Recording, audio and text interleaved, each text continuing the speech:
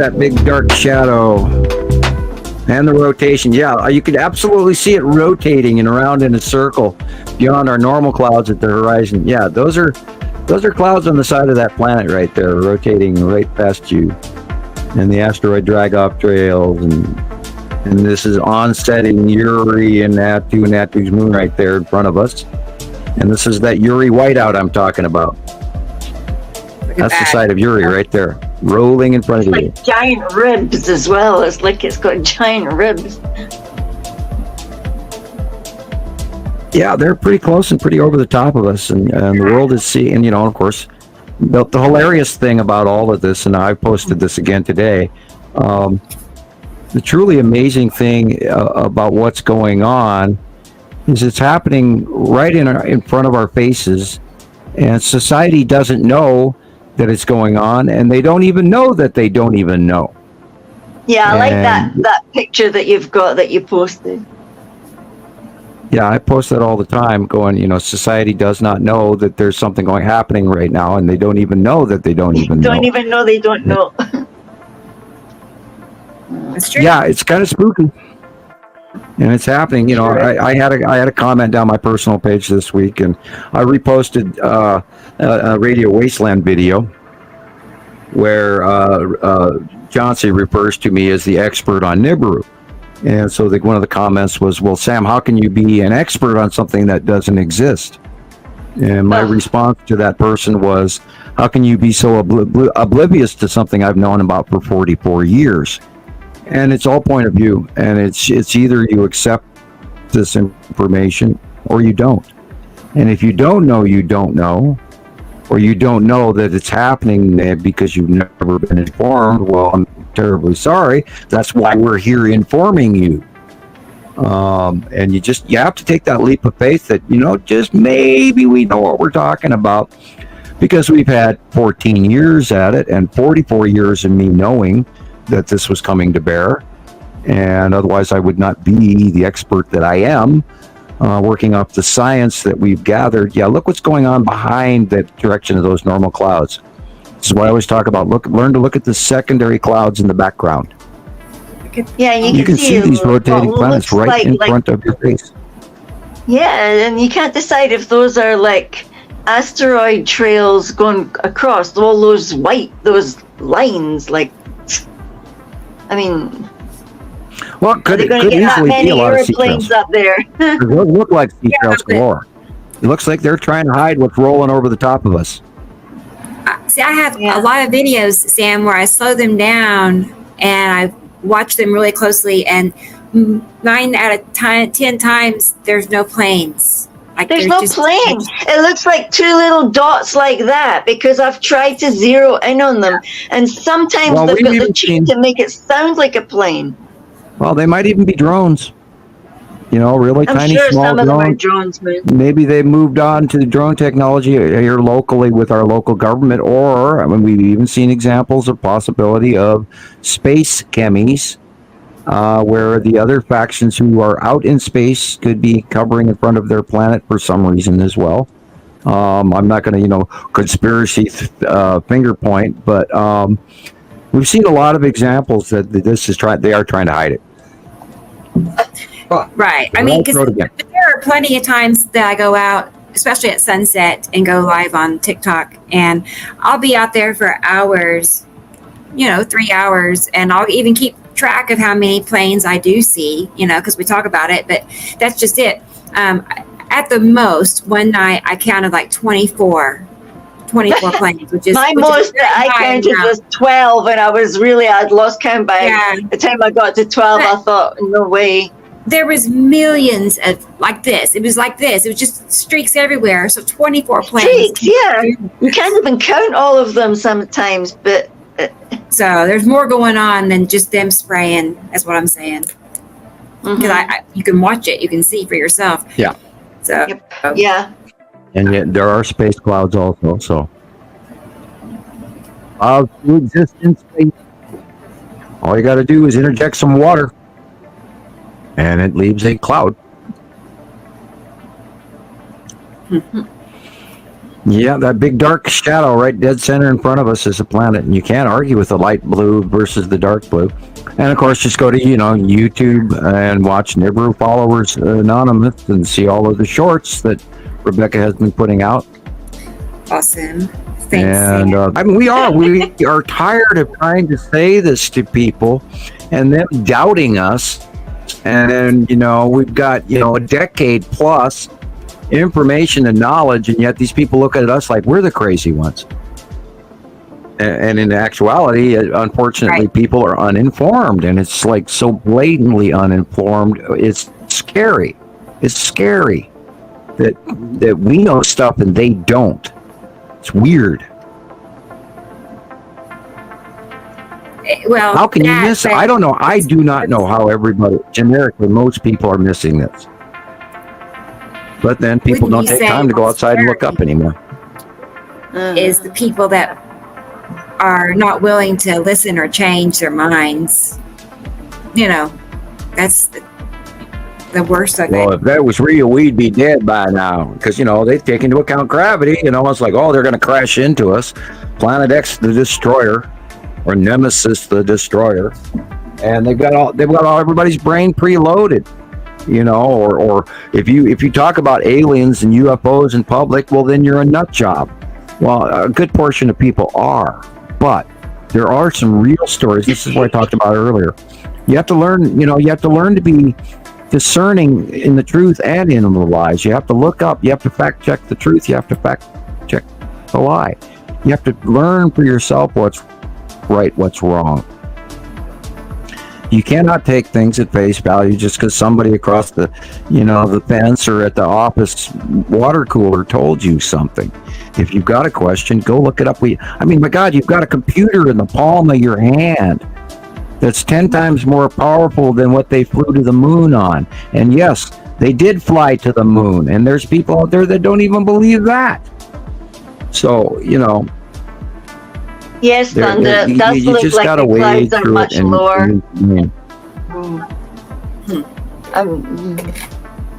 Aren't they? It seems like they're lower, but you say they're higher up over us, Sam. But it feels sometimes like the clouds are bulging really low. These different storms we've been having.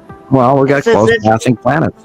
Yeah. Attu's moon, Nepacity are still doing close passes. Now Urri's coming in and doing a Urri whiteout, which it did last year at this time, and that's back down to the 180-day cycle. And we've talked about that show after show after show, and you gotta grab the science. Now I saw a video somebody posted on Montana Skywatcher 2 the other day, and they were here, and they're using the finger and they're pointing, and this lady, and I just immediately removed it, and this lady's going, and there's planet Attu, and she's pointing to the right hand side of the sun.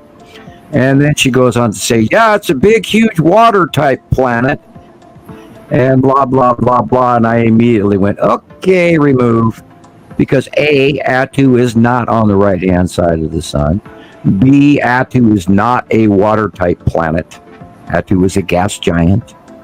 And if you're not getting these details, please do not make videos and misinform a whole bunch of other new folk out there that might actually be trying to learn the real information. So, Oh, and wow. I hope Look you at know that. who you are, you're a new member on Montana Skywatcher 2. I did not warn you. I just removed it. I didn't have time. I was busy removing a whole bunch of other stuff because every time I let new members in, I end up playing hall monitor rather than scientist. So, and that's an example of what we go through every time we let people in. Look at that. You can just see it rotating up there. Look at See the it. rotation? Beautiful. I love time lapse. That's amazing. Me too. And that is Urri rotating right in front of us.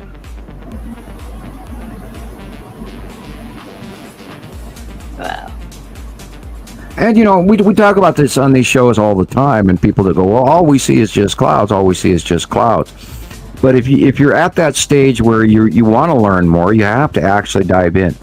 You have to go to the websites. You have to look at these individual pictures that we're getting from around the world.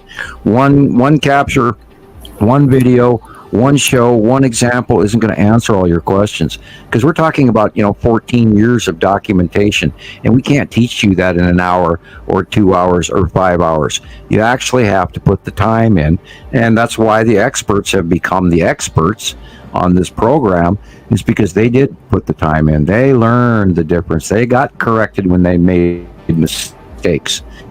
And people around them, nice people usually, are trying to point out and help you along with the truth. So, rather than putting out videos, if you don't know, don't say it. You can say, well, maybe this is this, and then leave conjecture, leave public conjecture. And tell them you don't know for sure, but you think. If you don't know the name of the planet, call it a planet. If you don't know if it's a moon or a planet, say, well, I don't know if this is a moon or a planet or an asteroid. Say so. But if you want to share the information, be sure to share correct information. And don't disinform anybody, because we've got enough of that out there already. And as I said to Carol Ann earlier today, it's exhausting. It wipes me out, because I've been doing this for 14 years, trying to get everybody on board with the facts and the truth and the information. And to this day, it's amazing to me how sometimes some people pick up some information and then other people can't get enough of it, and they're so accurate it's unbelievable. So if you're interested in this subject, work at it. You're not going to get it right the first time. Don't expect to, but work at it, and then when it dawns on you, it's like a load of gravel coming out of a dump truck. Here it is, and you're swamped. You're buried. And there it is. Oh my God, I can't believe it. And then once you see this, you'll never unsee it. Nope. Whoops. Sorry, if you don't know, right, and even I do that. I mean, I cover myself. If I don't know for sure, I'll say, I believe it's such and such. I'm kind of careful about, unless I just know for sure, that. Two and Urri are gas giants. They have stripes and rings. That's why they're gas giants. They also have huge amounts of asteroids and moons. That's how we also know they're gas giants. So, I mean, this is all proven. We didn't make this crap up. We know this stuff because we've watched them since they were tiny, and they got bigger and bigger and bigger and bigger, and then to the point where they're sky pillars today and rotating right next to Earth, and which is making this is the hard part right now. And over the time that we got to learn all this stuff was the good, easy, wonderful stuff, and now over time they're going to leave and exit, and so we'll get better views of them, I believe, even better than we had originally. So the best is yet to come. Okay, gas giants have a great deal of asteroids and rings, like Saturn has the dust rings, because their atomic weight, they pull in all of this stuff. Modern day science doesn't generically know what gas giants are, but they're on deck stars. They're electron clusters. They're part of the chemistry equation. And once you go into advanced chemistry and subatomic chemistry, you'll understand that. But if you go through gravitational, which unfortunately they don't understand, because they're lost in gravity rather than in chemistry and the electrical universe. They're not inside. The Urri and Attu have a very, very large asteroid field around them. And that's where they're all in the southern hemisphere of Attu and Urri. Where in our normal solar system, around Saturn and Jupiter and Saturn have a great deal of moons and asteroids around them. And then they're also, between Mars and Saturn, is this big, huge thing called the Kuiper Belt.